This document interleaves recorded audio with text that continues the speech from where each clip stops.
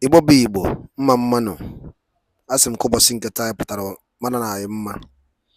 Anyị sịkwa na ya adịla anyị niile na mma ka a rabụ ndị na-ekwu okwu maka nnwere onwe nke Maazị Nnamdi Kanu. Ana m akọ dị na mma nke ndị Igbo. Asị m nnu ga-adị ka echi na echi ada agwụ agwụ. Ọ naghị kwuru na-akọ esi wee duru niile n'ofu n'ofu. Ise. Alright, unu naanị n'ilu akwụkwọ onye na-afụ n'ile akwụkwọ a bụ Ikenga. Unu ma onye ọrụ. O nwere nnukwu ife o kwuru. Tụrụ m egwu.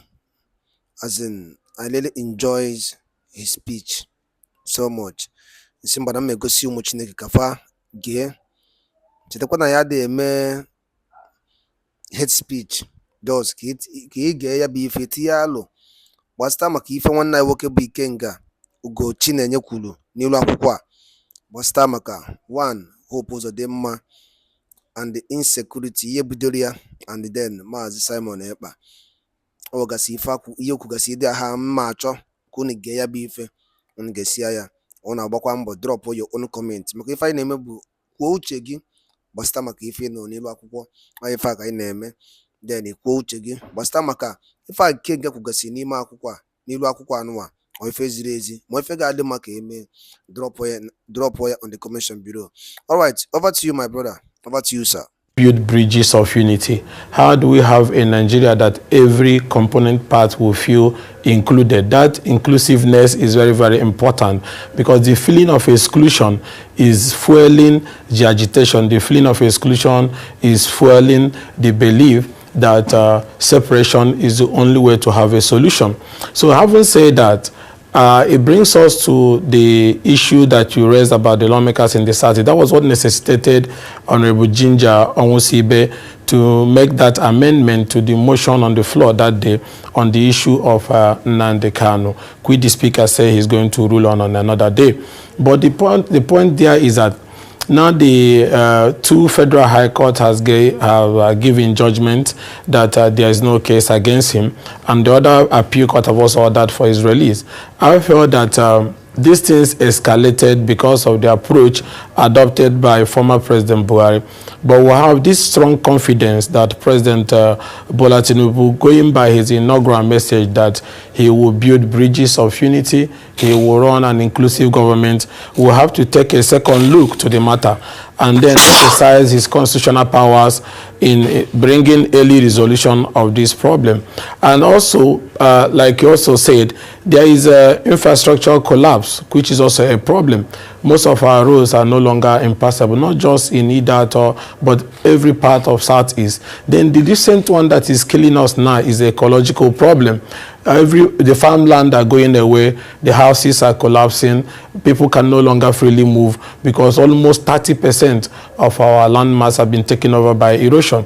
Addressing this erosion problem, not just the ones who have in Umuchima, in Obodoku, in Omueshi, and other parts of the Southeast, and the road collapse, will go a long way in increasing economic activity. Will also go a long way in showing spirit of inclusion. It's also very important. But like I said, peace and reconciliation, forgiveness, extending the hand of friendship and national healing is very, very key.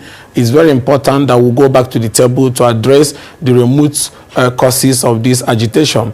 And more importantly is that the issue of restructuring, having a truly federal system that will run efficiently in accordance with the principles of federation will bring everybody on board. Federal character principle reflected in appointive position and the elective position is also very important. These things, when you put them together, will help to give people feeling of inclusion and be able to reduce these agitations.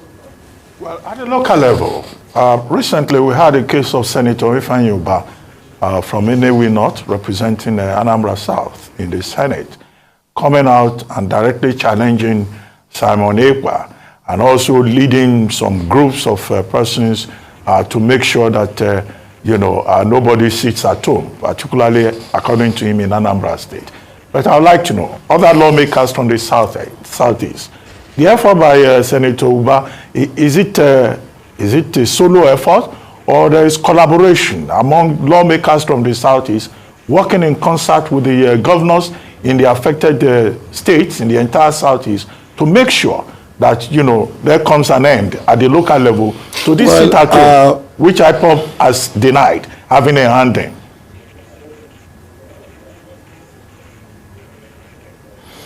Okay, I can give you a recent development and information.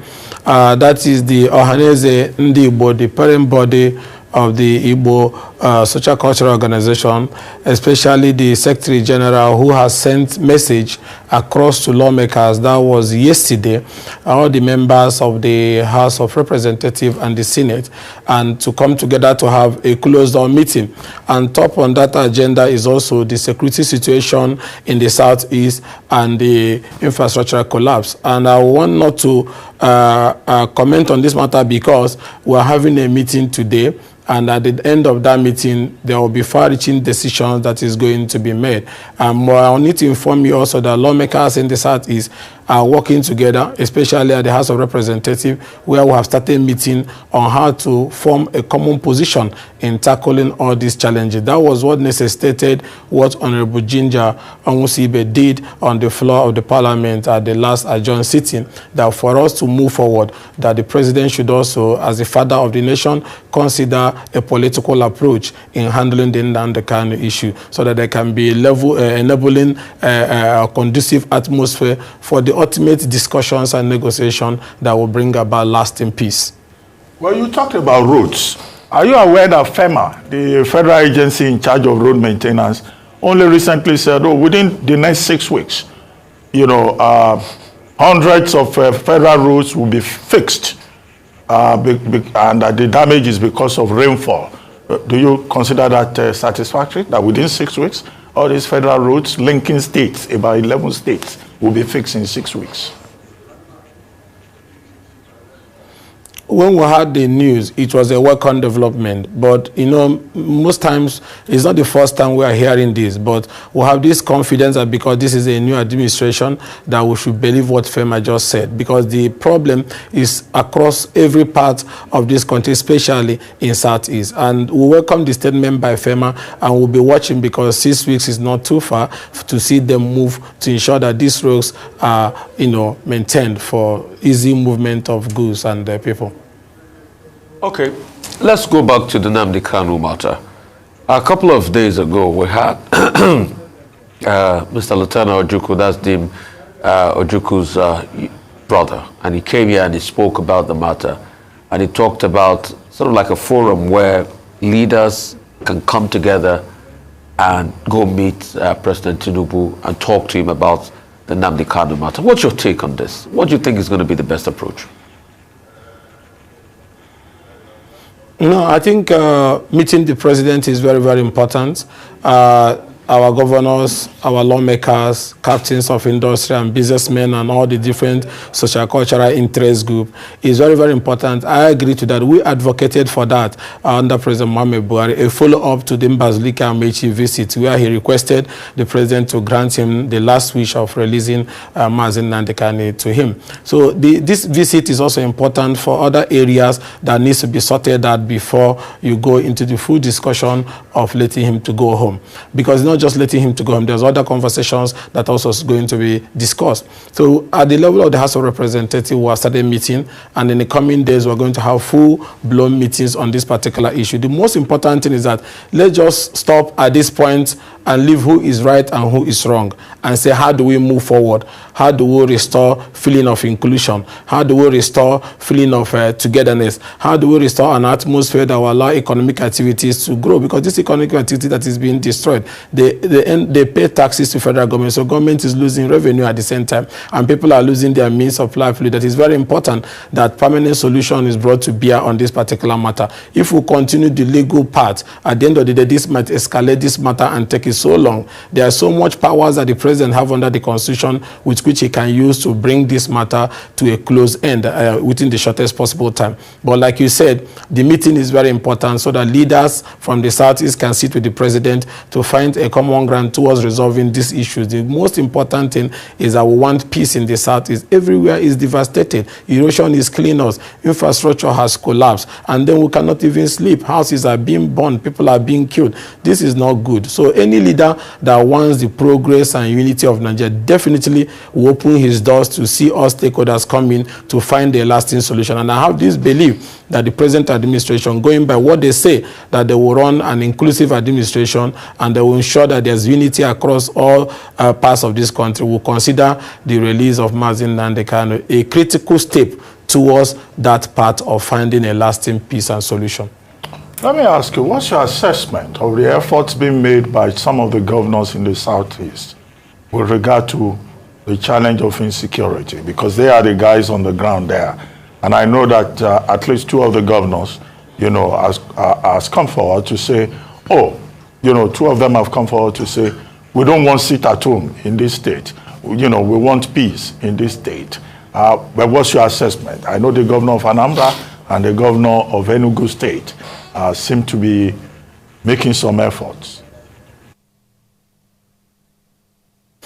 With all due respect, I know of what the Soludo is trying to do, but I can tell you on my individual capacity on this live TV that some of the governors in the Southeast is enjoying the crisis. Some of the governors like the confusion because possibly they are benefiting in this atmosphere of insecurity and feeling of being unsafe by our people. And some of them, let me say boldly without missing any word, recruited vigilante group, from neighboring states into their state security architecture, and then what you see that the same security vigilante people they recruited turned to be unknown government, also part of the problem. At least I suffered, I saw what I went through. Some of them, destroyed my things, attacked us many times. So some of the Southeast governors have not, no, of course, the governor of Imo State, the vigilante he's running is a political outfit that is going after his political opponent. Houses are being burned, people are being killed left, right, and center.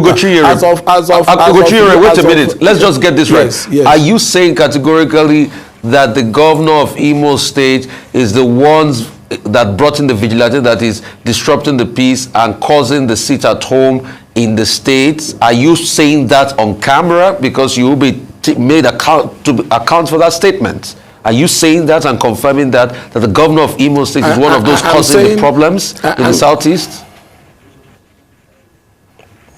I am saying that he's fueling the crisis in Imo State. Yes, I'm saying it boldly, and I have evidence to back that. Go to Haji Eboma today. Go to Osu today. You saw the report by the International Center for Journalists and that of Umer Bashi that was released a few days ago. That almost over 12,000 people have lost their life because of activities of Ebubago people and so on and so forth. Ask everybody in Imo State, was it not the same group that attacked Kinsley Uju and took him away? He couldn't participate in the election. Is that how to maintain security? Were they not the people who attacked me that his Chinasa was boasting they will attack me and they did attack me? Is that how to maintain security? So they have not really worked towards maintaining that security. They have been on the attack for a very long time. So that's why I said I cannot vouch for him. I know Soludo is trying to adopt both the political approach and the security approach and other governors. So it's not just about talking on the TV and giving matching orders. It's about how committed, how genuine are you about having peace in Imo and other neighboring Southeast State. And that genuineness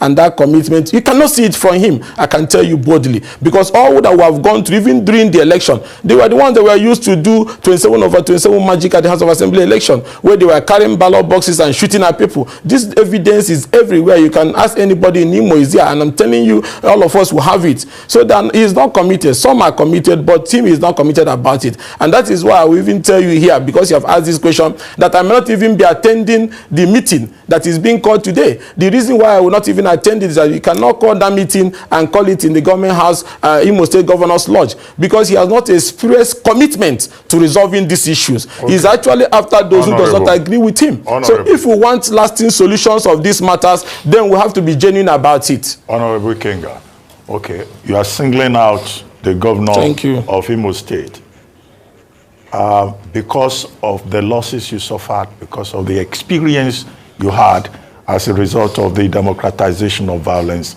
in the Southeast. So this is you hitting back because of your personal experience, right?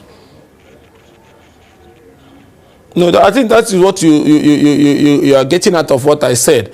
Because as long as I'm concerned, The only place where violence has been democratized and made as a way of life mainly is in Imo State. It's not like that in Anambra. It's not like that in Enugu. It's not like that in Ebonyi. Imo is the worst situation. Our people have run away from their homes in different parts of Imo. Look at Ohajibon in particular. You know what? Don't you see the butchering going on there? Look at us. Nobody is at the last election. About only 300 people came out to vote in the whole local government. Look at Okigwe that used to be peaceful. Look at Onimo. Look at Ida North, especially our R&D Zone and some other parts of our place. All these places have been devastated. Ask yourself, what have they done to bring solution? But if it is to use the same vigilante outfit to chase political opponents and people with different views with him like me, they will be in the forefront. And they have not done anything. All that they do there is things that is inflaming the situation. And I'm telling you that boldly. It's not because he has done a lot of damage or not, but I'm telling you this is the feeling. If I leave this program,